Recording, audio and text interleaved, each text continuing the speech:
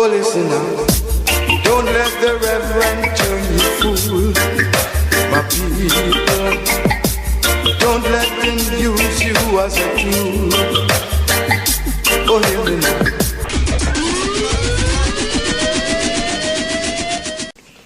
Greetings, great people, or great Abyssinian people. Today, we are going to talk about the Bible and the gun. Yes, the Bible and the gun.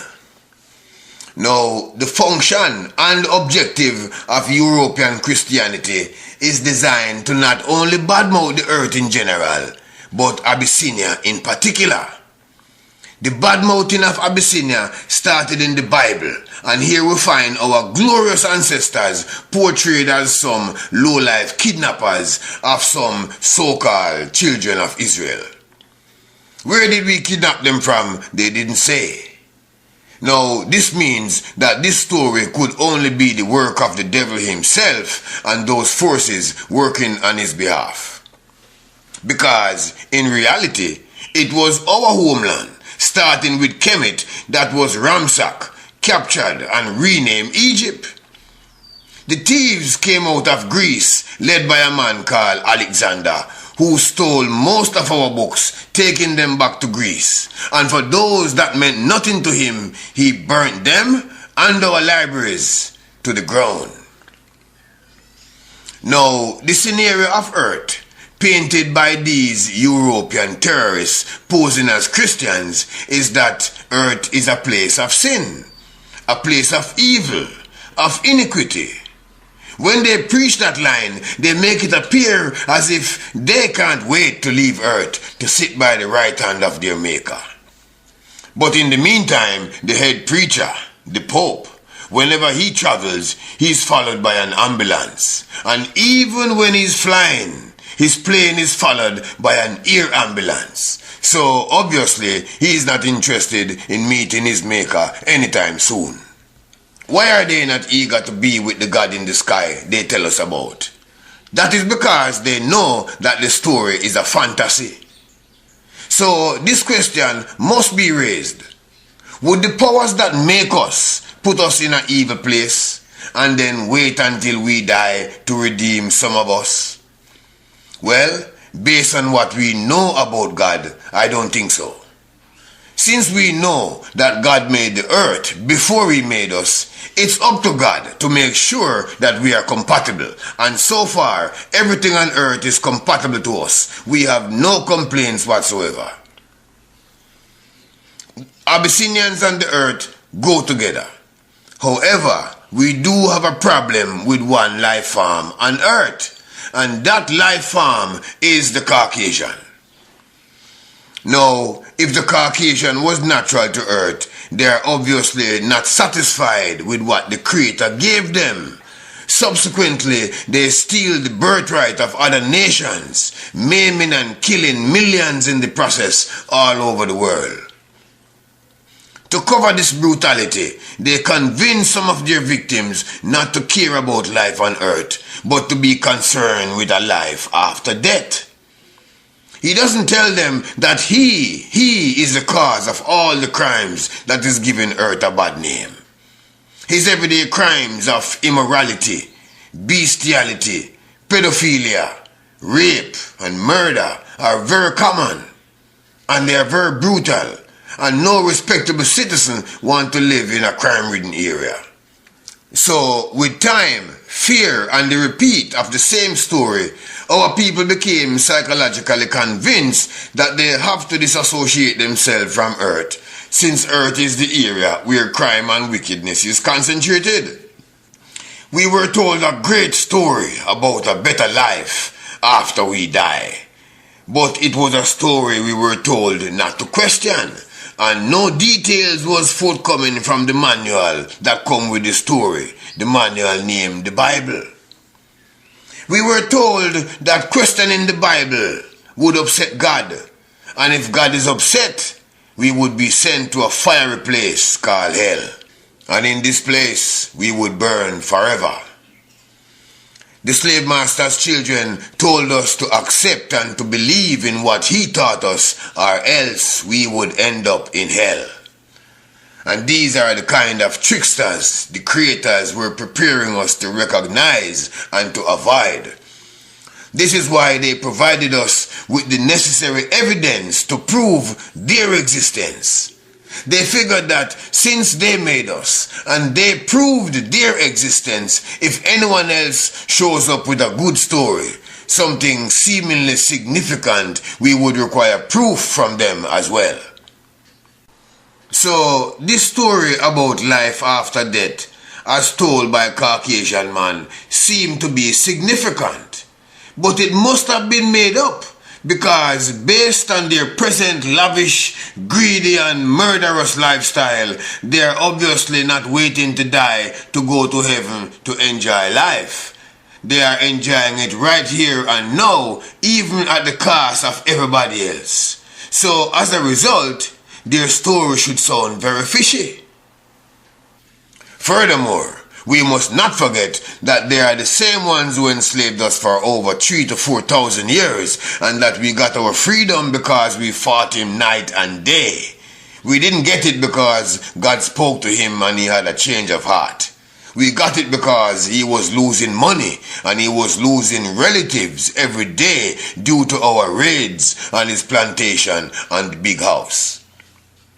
So, knowing who this messenger is, knowing his wicked and fraudulent history, why in the world should we believe that an intelligent God, a good God, would choose a wicked man to deliver a message of peace, a message of love and kindness? A good God would never do that. A good God would disassociate himself as far as possible from men like these.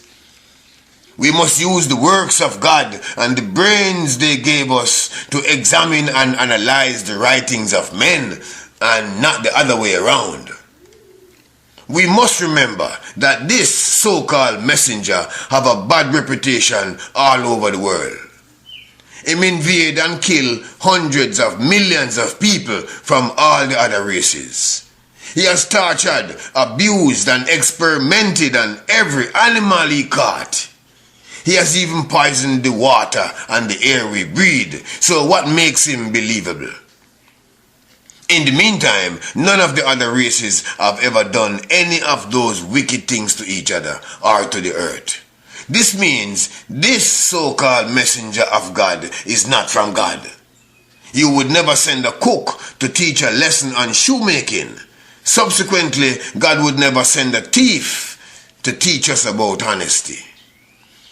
As such, we must now choose to believe the message of God we are getting from our own spiritual gurus and from our insides, in contrast to what Europeans have been telling us and is still telling us, especially when we know that these same Europeans murdered our ancestors for profit and stole our land.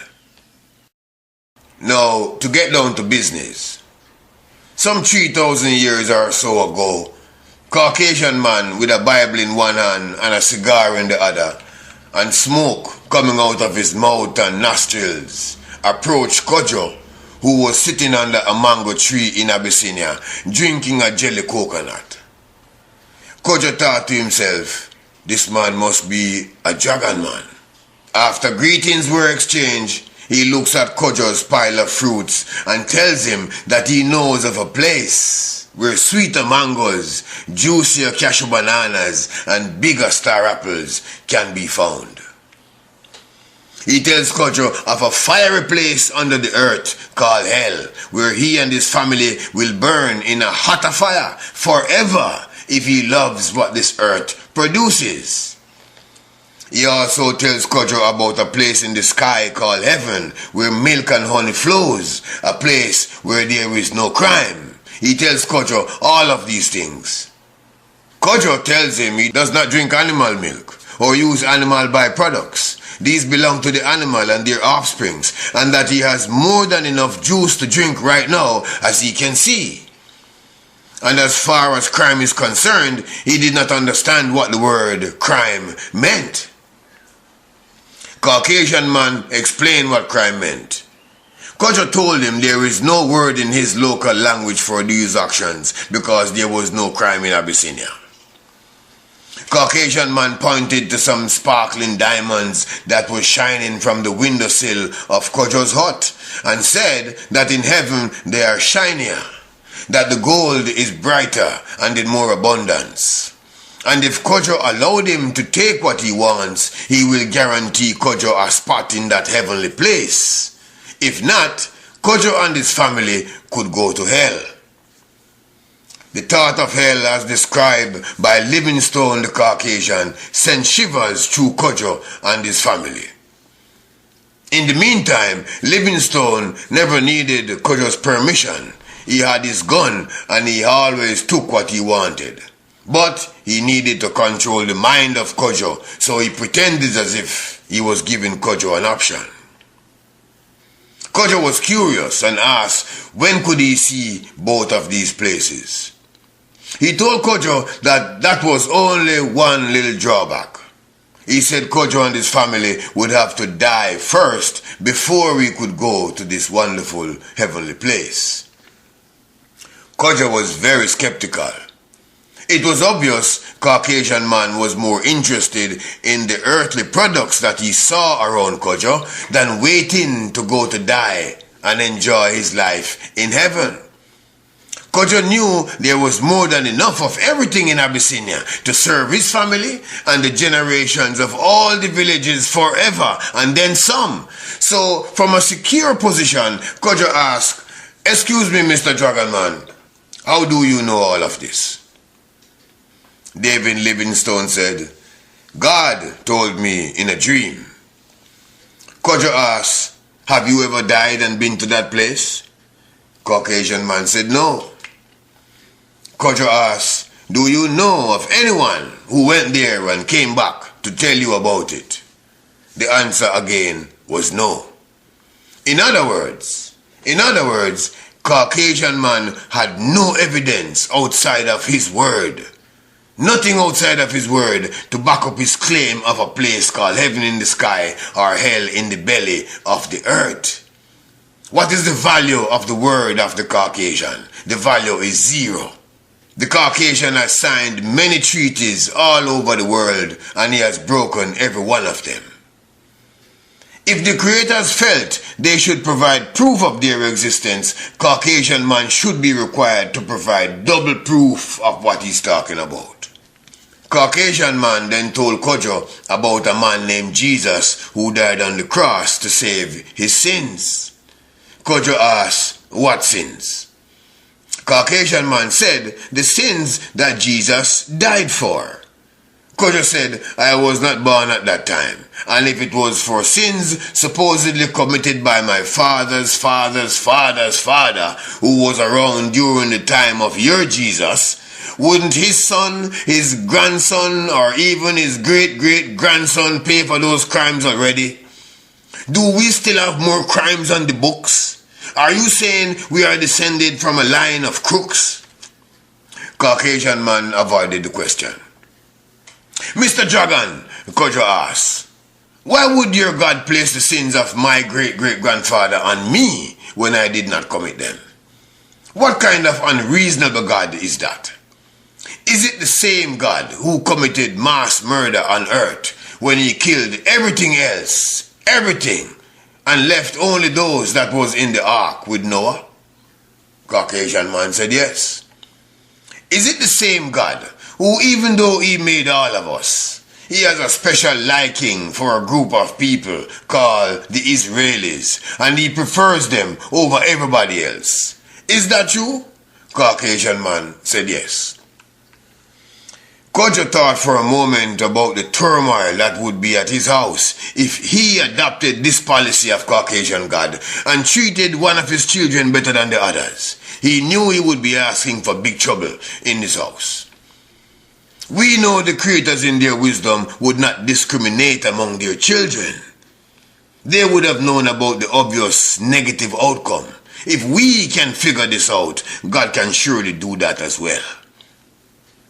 Caucasian man told Kojo about the riches his God had given him, but he didn't tell him or mention that the same God told him he could rape the women and kill the men and children while he was capturing their cities. He tells Kojo the world is wicked and that people are wicked. Kojo was amazed. He had no idea all of this wickedness was going on because these acts were not happening in Abyssinia.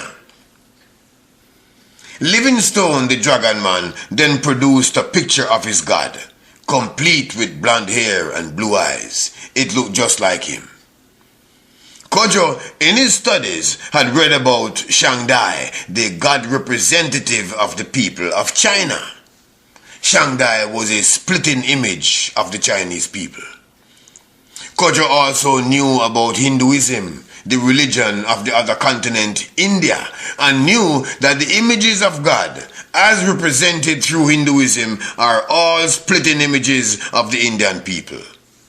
So when he saw a dragon man with an image of his God looking like him, complete with blonde hair and blue eyes, Kojo was not surprised. However, his surprise came when David Livingstone told him that this God named Jesus Christ was also his God as well. Kojo was very taken aback at this arrogance and told him he already had a God. He asked Kojo for a picture, and Kojo told him to look at the people and he will see the image of his God reflected through the people in the same way he is a reflection of his God through the image he just showed him, as in the situation in China and in India. Caucasian man was very upset and went away grumbling something about "we will see." So, what happened to Kojo's generation? What happened to Kojo's generation? 2,500 years later, we find Kojo's generation worshipping the God of Caucasian man as their own. They even have adopted his Christian or European names. Some have one Christian name, some have two, like the president of Nigeria. His name is Goodluck Jonathan. The Abyssinians now have Livingstone's Bible, and Livingstone has cartons and cartons of guavas, cherries, plums. He also have barrels and barrels of our copper, uranium and cobalt. China and India are just as close to Abyssinia as Europe. Yet, Kojo's descendants did not take to the religion of Shangdai or Hinduism. They took to that of Caucasian man. Why? What happened that caused Kojo's descendants to discard the God of their ancestors and adopt the God of Caucasian man? What would cause them to give up what they have for a promise? Why would they reject what they can see, feel and taste today for a paradise in the sky when they die, particularly when there was no guarantee of its existence? What would cause them to do this? What did the Caucasian missionary and his associates with guns do to Kojo, his family, and to many in the village to convince them and their descendants to accept such an illogical offer? The Caucasian classifies Earth's resources as vanity.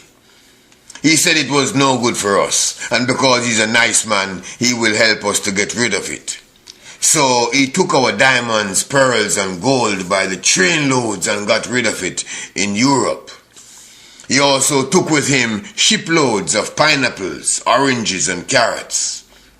When he returned, he brought boxes and boxes of Bibles and was not immediately recognized because his weight had increased by at least 70 pounds. He hobbled over and took our sugarcane and jelly coconuts by the shiploads, telling us that this place is very sinful and that it can only produce transgression. He said that when we die, our joy will be 1,000 times greater than the joy we see him having on earth. He told us he knew he was talking about, and his security team looked like they were ready to convince us using other methods if he failed to convince us verbally. Now, many intelligent black people do not apply the same rules of thought when dealing with all the important things in their life. If they're purchasing a home, that requires some thinking, some verification and research, and they do all that is necessary to protect their hard-earned money. If they own a tenant building and there is a vacancy, right away phone calls are made, prices for ads are compared along with application double check. They do not hope or believe a suitable tenant will suddenly appear. They know they must do something to overcome the vacancy. Intelligent people would never embark on any major endeavor without question. Yet, when it comes to the Creator, as told to them by people who they know are coming from a bloodline of criminality, murder and thievery, they have no questions. Why is it that something so important like the Creator is treated so casually? Treated without thought and left up to faith and hope? God never wanted us to rely on faith or hope for things to come. Never. He wanted us to know what is coming ahead, and that's why God gave us specific signs like blossoms, clouds, pregnancies, even eggs. This way we know what is coming, and more importantly, we know when it's coming. But when it comes to Caucasian man, we are willing to accept his guesses year in and year out. He has produced no signs or evidence about his religion that we can see or touch or prove, yet many believe him when he says Jesus Christ is coming. So for decades, even centuries, we are kept in a perpetual state of expectation that is fed and managed by fear. The fear of life after death, as we understand it from Caucasian man. And we should know that he does not know what will happen. However, many people believe the scary picture he provides and that he uses to control us into his conformity. Now, it is very important to understand the feeling one experiences when the topic of death is taught by someone with a Bible and a gun. When the topic of life and death is intermingled with death and the observation of real deaths caused by the one who is teaching you or one of his associates, you can easily convert to what he is teaching you. It would eventually reach a point where the Bible alone could do the job of driving fear into the hearts of our people. Having a gun that is visible would not be necessary. However, let's not fool ourselves. Anywhere Caucasian man is, even if he's in church, or even if he looks innocent and serene like the Speaker of the Canadian House of Parliament, he always has a gun on his person or one is very close nearby. Is it a coincidence that those who belong to the most popular religions are also flesh eaters? They talk so much about love, yet they show none for the animals they kill, those they eat and wear. Are there any similarities in the behavioral pattern of a meat-eating animal and a meat-eating person? Are flesh eaters prone to violence? Abyssinians who eat flesh, they spend the same amount of time thinking about the lives of the animals they eat as they do researching the religion they were given by people who brutalized their ancestors. And that is no time. They never question what's told to them by the children of the slave master. They simply accept and believe. And that's why they associate so easily with the words of a song called Amazing Grace. They do this without knowing why the author, John Newton, called himself a wretch. If they knew why this wretch called himself a wretch, if they knew that he was the captain of a slave ship that would be murdering and killing people for years, they would have stopped singing that song, because nothing they can ever do, nothing they have ever done, can ever compare to his brutal deeds. Nothing. Due to the fear of life after death placed by the Caucasian in the generational minds of the African, we are now afraid to look at the facts. So most of us simply go along because of that fear. We have been trained not to question the religion of the European terrorist, even though spirituality is the most important element of our lives. For our people to accept the God of those who they know murdered our ancestors and stole our land, they must have been terrorized and traumatized to the maximum so as to take on the mindset of their kidnappers. And that's why our children exhibit so much drama everywhere. The Caucasian terrorist uses gun to terrorize our people into believing and subsequently accepting his God, and those who refused, they went to an early grave. Our people were forced to convert to Christianity under the threat of torture and death for nearly 3,000 years until it became generic. It's now time to clean up our DNA. It's now time to throw out the false white images, the stories and fantasies implanted by the European terrorists about his white God and about his heaven in the sky and hell underneath. That's his teaching. Let him teach that to his people. We must follow the teachings and directions today of Amilcar Cabral. We must follow his directions. This is the only way to set a proper foundation of respect and security for our generations to come. We have to follow the teachings of our generals in Africa, specifically Amilcar Cabral and President Mugabe. Ashe.